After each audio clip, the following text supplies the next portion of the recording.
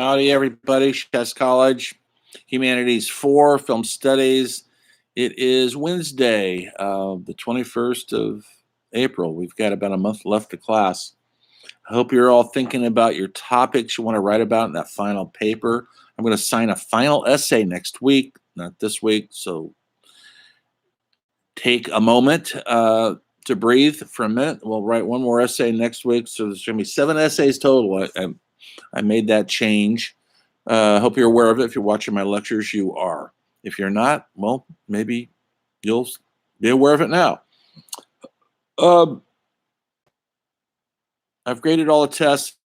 I have emails. I'm still searching through them. So if I haven't got to your test yet, it's because you emailed them to me because you missed the deadline. And I literally get, right now in my emails from Chess College, I have 4,500 emails. And I have to comb them all the time. So I'm on it. I haven't forgot you. Anyway, I hope everything's going good out there. It's a beautiful day today, spring. Wasn't too hot, but windy. Interesting. Hope everything's going okay. If you guys are staying safe and enjoying your life here on planet Earth and enjoying the movies we're watching. If anybody needs to ever have a one-on-one meeting, I've had a couple on Zoom. Just tell me, give me a text or send an email, and we'll have a Zoom meeting. I don't have office hours because, well, there's no office. But I am available if you have any issues, questions, or you just want to chat for a minute, and I could put a face to a name. That's great. I think it helps everybody. So just reach out to me. We'll get you up on Zoom in the next day or so. But I'm here if you need me. Okay. Hope everything's going well. Today I want to talk about we're in the 80s now. It's not my favorite era. It doesn't matter if I like it or not. But it's not Hollywood's greatest era. That is reserved for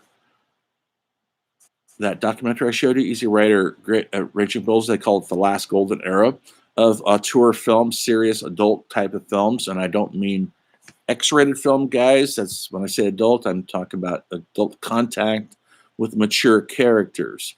Yes, they're still making them, not as much as they used to because they don't make the big bucks anymore. If you look at the movies that are nominated for Oscars, they're all rather what can I say? They're not highly entertaining. They're kind of depressing, which I like. They're serious. Nomadland and Sound of Metal. These aren't happy films, but then is life really that way? Or is it a good character study and some truth and some reality in those movies, which I think there are. But I already talked about that in the last lecture about the Oscars. I'm going to just focus, I think, let's see if I go off script here, on a genre that is important to the American cinema, and that's the Western. How do you guys feel about Westerns? Do you watch them? Do your grandparents watch them? I bet they do. The further we get away from historical Old West, the further we get away from the Western genre, which was literally one of the linchpins of American cinema and television. From the very first feature film made was a Western. The great, when they had the feudal system and everybody's on horseback, instead of gunfights, they had fights with swords. So it's an American genre, and it's highly American. And John Ford, the great John Ford director, who we've talked about, who watches movies, hopefully, Stagecoach and Grapes of Wrath and The Quiet Man. He directed 150 movies. There's a lot of them. Those were silent movies, by the way. He directed some great silent westerns. Also. He felt he could tell the story about who we are by going back into history. And like this movie's The Searchers, or the Cavalry trilogy. She wore a yellow ribbon, Rio Grande, and Fort Apache is known as the Cavalry trilogy because it's all set in the American West with the cavalry, which is the army, horseback army that was out in the West to protect the frontier from essentially Native Americans, folks. We were stealing their land like crazy, and they weren't happy about it. So the cavalry was out here, Arizona and Kansas and Montana and Wyoming and Texas, and each to essentially help the settlers not be molested by the angry Native Americans. And John Ford, that's where he felt he could tell a story that meant something. And it did mean something to his followers. Look at Stagecoach. The movie's about revenge. John Wayne's character, Ringo Kid, is out to get revenge for his brothers, but really, they're crossing the Indian land and they have to fight off savages. So there's a second story there. And if you notice in that film, there's no love lost for killing Indians.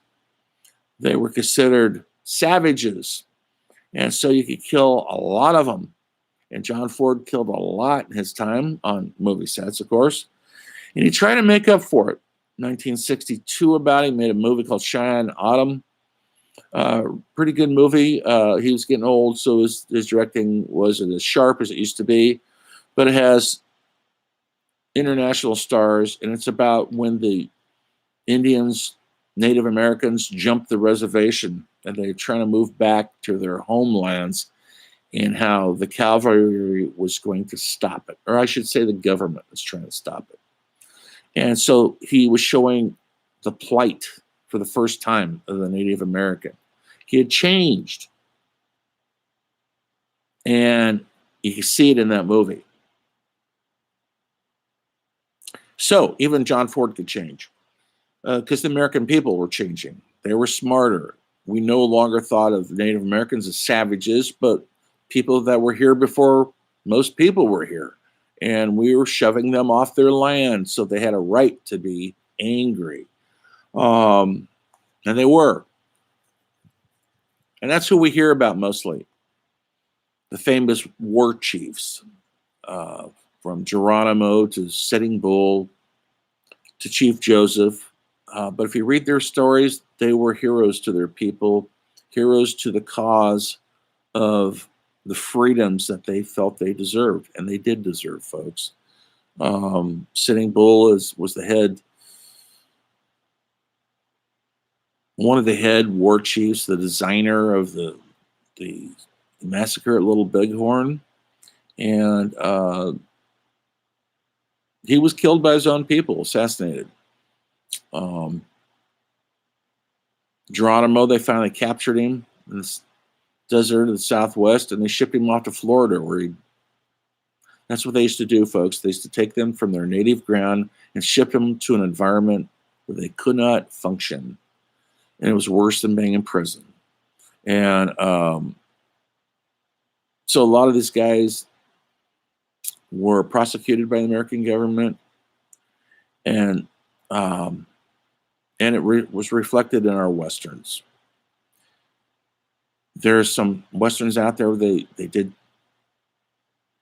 a job where they flipped the story later on in the 80s. Or was it 90s, I think, maybe. Dances with Wolves. We started getting other films that were showing us another side to the story. If you ever get a chance to see Last of the Mohicans with Daniel Day-Lewis, it's an excellent film. But a film that has nothing to do with Native Americans, but everything to do with our relationship with outlaws and Mexico. and a genius director, and I don't use that word lightly, but he was. He was in that documentary briefly, Easy Rider Raging Bulls. His name was Sam Peckinpah. He directed some of the most powerful Westerns ever made. He didn't direct that many movies, but he started his first movie, Deadly Companions. It's not very good. It's just okay, but he didn't have his style yet. He created a television series called The Rifleman, which is a legendary, iconic film of television in the late 1950s. About the father and son, maybe you've seen it. They rerun it forever.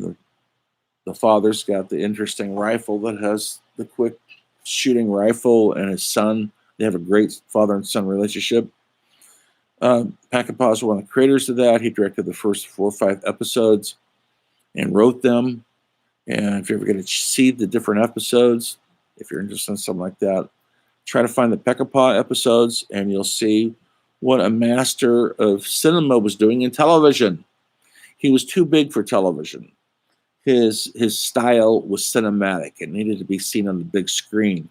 And one of the reasons why his career didn't flourish in television, although he started there, was because he directed television like he would direct a feature film, and that's not how you get.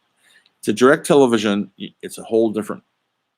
Yes, there's a camera and actors, scripts, but it's different.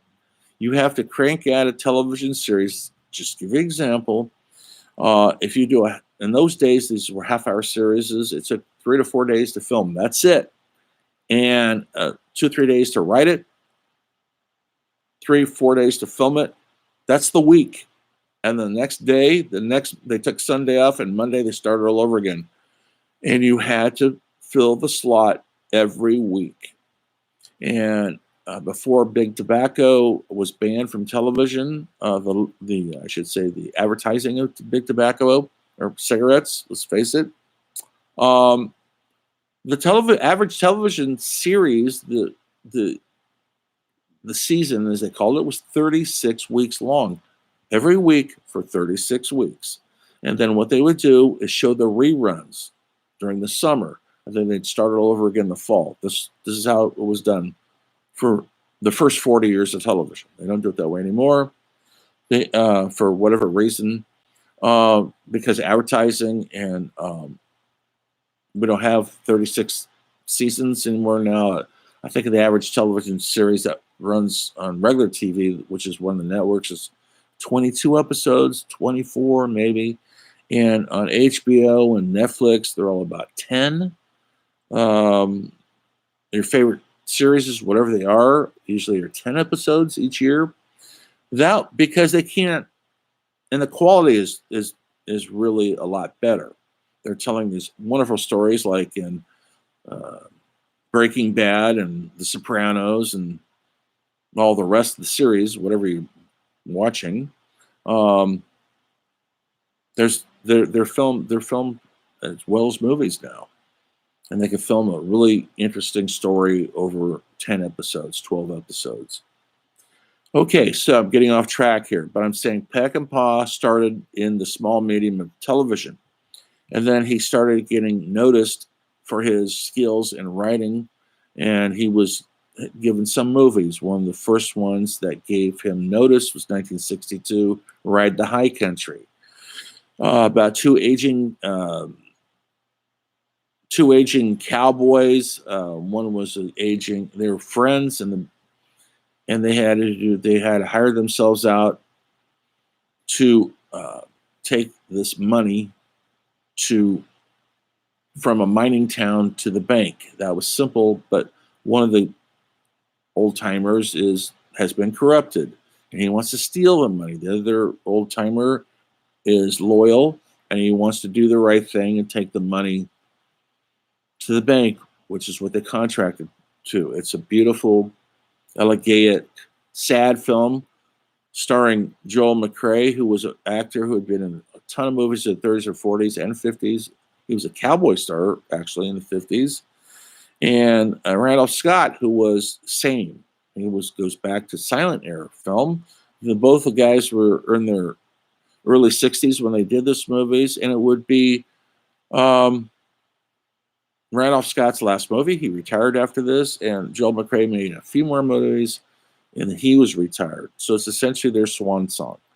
And Peckinpah gets to use a lot of the Peckinpah touches, and he uses a lot of the same actors that he got to use in films that were going to come up, like Major Dundee and The Wild Bunch, and Pat Garrett and Billy the Kid and Ballad of Cable Hogue. He had a repertoire company of actors, which would be a lot of character actors like Ben Johnson and Warren Oates and Strother Martin.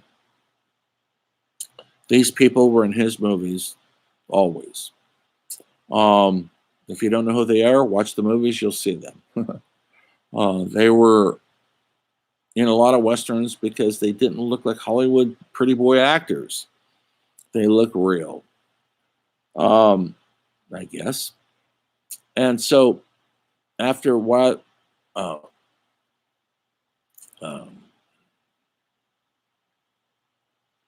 the Ride the High Country came out, people really noticed. It was considered a B movie. It was put on a second billing everywhere, but people were looking at it differently, and critics were writing about it critically as an important film. And the Western was kind of dying out then in cinema. And then, so they gave him another movie called Major Dundee about a cavalry officer who goes into Mexico illegally to a band of Native Americans, Indians, kidnap a bunch of white children, and he pursues them into Mexico, starring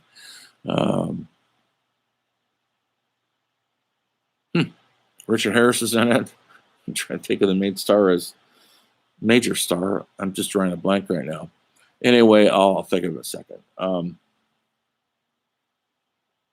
And it went over budget. They took the editing away from him, and what they released was what Peckinpah envisioned, and because of that, he didn't work again for quite a while. I think it's a fine film. It's got a ton of Peckinpah's touches, and when I say that, it's the camera work, it's the editing, it's the dialogue between the actors, and his themes always were similar, and it was always a theme about loyalty. Even amongst criminals, even amongst bad men, loyalty meant everything in his movies. So later on, he was given a television movie called Noon Wine, which is based on a short story. And Charlton Heston, by the way, was the star of Major Dundee. And they wanted to take the movie, they wanted to fire Peckinpah halfway through the filming because he was over budget, because he had a tendency to film slow. And he wasn't a quick crank it out type of director. And it shows in the film by taking your time, figuring how the right camera should be in the right place, and the actors doing the correct things. It takes time. And it takes nuance, and he had that. But the producers didn't like it. They threatened to fire him. And Charlton Heston, much to his courage, he said, "Well, if he quits, I quit." And he was a big star in these days. He'd won the Academy Award, and he also said, "If we're running out of money, I will forfeit my paycheck." That takes a lot of guts to do. And guess what, folks? The producer said, "Okay, give us your money." So he did forfeit his paycheck. That's how desperate they were to get the film done. Anyway, we're talking 1965, thereabouts. 66 or so was Noon Wine, which put him back on the map, a very poetic movie about two lonely people living out in the desert. And that led to his masterpiece, The Wild Bunch. and that's what I'm going to focus on right now. He made two more westerns after Wild Bunch, Ballad of Cable Hogue, 1970, and 1973. His last great film work, Pat Garrett, Billy the Kid, but we're not talking about that one today. We're talking about the Wild Bunch, and it's important to remember they skimmed it in the documentary you watched, and they had their quiz on. It was so important because he turned the Western genre on its ear, and so they even called it an anti-Western because you couldn't tell who the good guys were and the bad guys, and that's how he liked it. And it follows these killer bank robbers led by William Holden and Ernest Borgnine, McHale from McHale's Navy. If you even know what I'm talking about, you know what I mean. War Notes, the great Ben Johnson.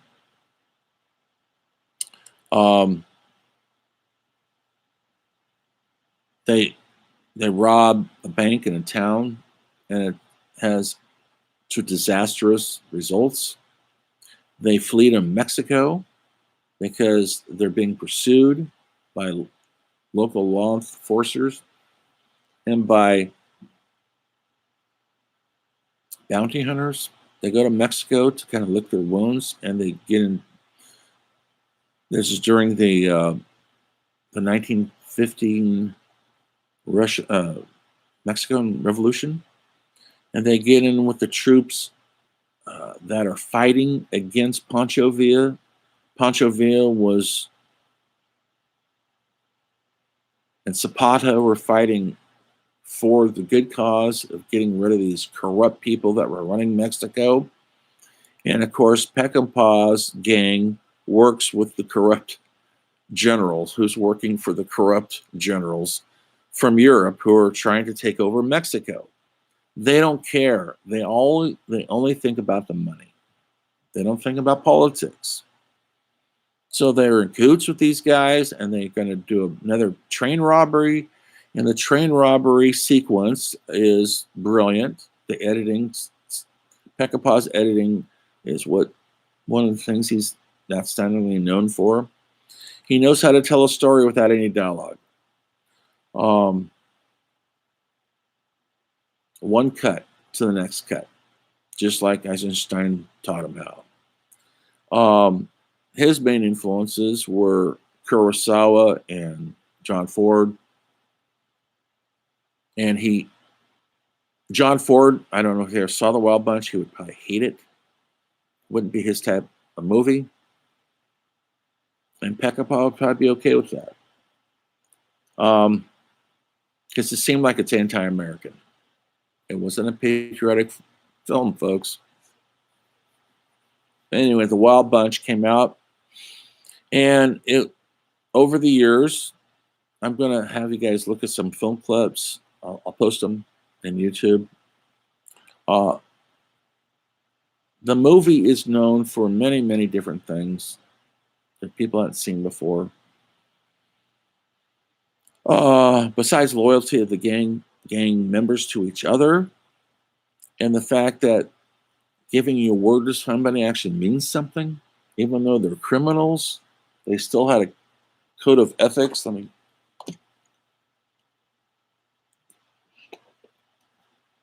There's still a code of ethics. That's really important. And also, it's known for its violence. And that's what put it on the map. When it came out, people were astonished about the level of violence. The violent shootout in the opening of the movie, which probably goes on for 8 or 9 minutes, is a beautiful thing to look at, but it's savagery the highest order. At the end of the movie, there is a shootout, because you always have to have the ending with a shootout, folks. The baptism by blood, as Peckinpah used to say. And it's referred to as the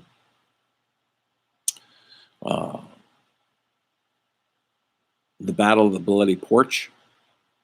and it takes place at a Mexican military camp with the four main Wild Bunch guys taking on 400 or 500 Mexican soldiers.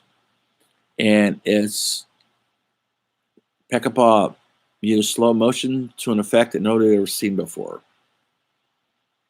And when I saw the movie, I was perfect age for 16.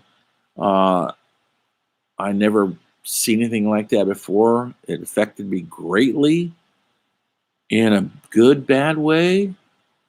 And I have probably seen that movie over and over again, 50, 60 times. I've read all the books. I got to meet Peckinpah when I lived down there and worked down there. And it was the crowning achievement in my desire to move to Hollywood and be a film director. I wanted to do what he was doing. Of course, nobody does what he does. They've tried. Tarantino would love, I'm not kidding, folks, he would love to do it. To do what Peckinpah does. But here's the difference. Tarantino knows how to copy stuff. He does. But he doesn't have the deep, deep, resonant soul and the desperate depression and melancholy soul that Peckinpah had. So Tarantino could copy it. Other people could try to emulate it. It's never going to happen. So the movie comes out, and that's all everybody talks about is the violence and how quite beautiful it looks. And they actually termed a phrase with him called a ballet of violence, a ballet of blood, and he was nicknamed Bloody Sam Peckinpah. He hated that nickname, by the way. Now he's created a monster, and people flock to this movie. Why did they flock to it? It's a Western. Came out in 1969, in the height of the Vietnam War, folks. And like Peckinpah said, this is the Vietnam War. That's why it resonated with kids my age.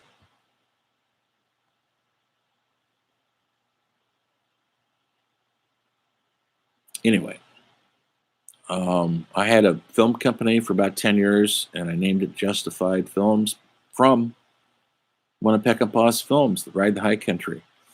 There's a great line in there where the two Western heroes they're losing their way, and they're old now. They know their days are numbered, and the one guy wants to have the one more big payoff with money, and the other guy says, I don't want any of that. I just want to enter my house justified.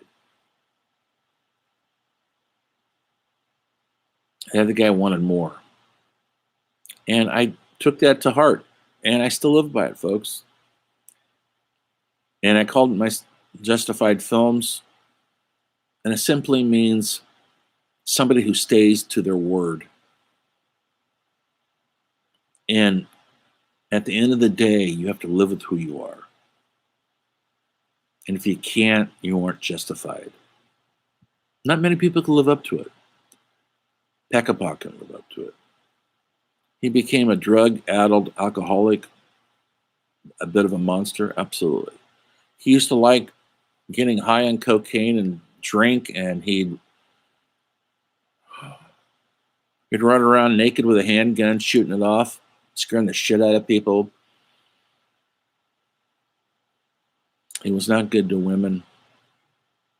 In the movies, he isn't. If you look at the Wild Bunch, he shoots a lot of them. And so he had a reputation of being a misogynist, somebody who hates women, but he does not. I read his books. If you look at Major Dundee or a later on World War II film called The Iron Cross, he does not hate women, folks.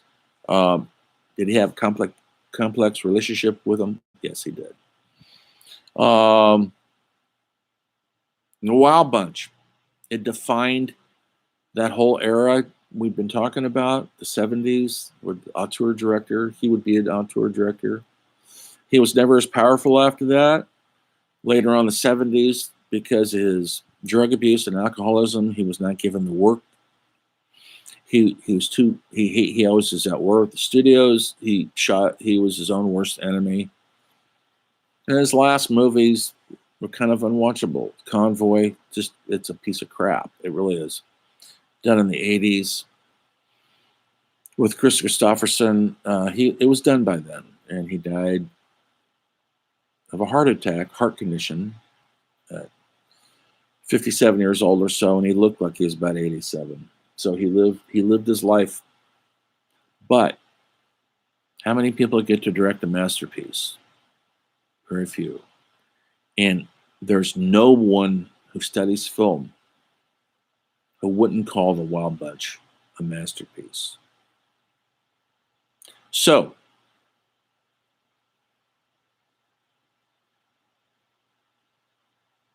maybe I'll have you guys watch it and write an essay on it. Maybe that's what I'll do next week. Watch it if you dare. Yeah, we'll see. Anyway, that's my lecture for tonight. Westerns, they meant so much to the American cinema. As further along we get from the West, now we're into sci-fi. Star Wars is essentially a Western in outer space. Really, that's all it is, folks. Good against evil. Darth Vader's the guy, he's wearing black. And the old bad guys used to wear black hats. And the good guys wearing white. Just like little, I don't know all their names. I can't remember. Harrison Ford, they were all wearing white, right? They're the good guys. Simple melodramas set in outer space. Westerns. And no more horsebacks, but everybody's riding little electric scooters up in outer space, shooting ray guns. Same deal. And it's still going on. So many of the superhero movies are essentially Westerns with capes. They're fighting good against evil. Westerns are kind of based on that melodramatic device. Do you know what melodrama means? It's not a bad term. It's been used poorly, and it can be used poorly. It usually just means heightened drama. And heightened action. It's heightened. So that's my lecture on the Wild Bunch and Sam Peckinpah, a true blue genius who died way too young. And I had the rare privilege of meeting him. And my girlfriend at the time, who was an actress, had the rare privilege of acting in one of his movies, a not very good movie. That he was directing, called The Osterman Weekend.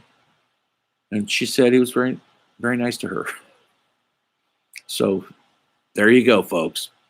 Also, when I made a movie New Mexico 30 years ago, my sound guy was a sound guy on 2 Peckinpah movies. And so I got a lot of good inside stories. And he said he was a monster. He fired people all the time. And that's what he's known for, his temper and firing people. He just had to stay out of his way. He was a bully. Absolutely. Okay, students, enjoy your weekend. I'll post this stuff up there. Look at the YouTube videos. And I'll see you all next week. We'll assign you one more essay. Keep thinking about someone emailed me today. Finally, one student out of 89 has texted me their topic. So please let me know what your topic is so I could prove it or disapprove it. And do it soon, because you should be doing the research. You got to hand it in the last week of school. Okay. On that happy note, go out and enjoy this nice weekend and do your work and watch a movie. And I'll see you next week where the story of film continues.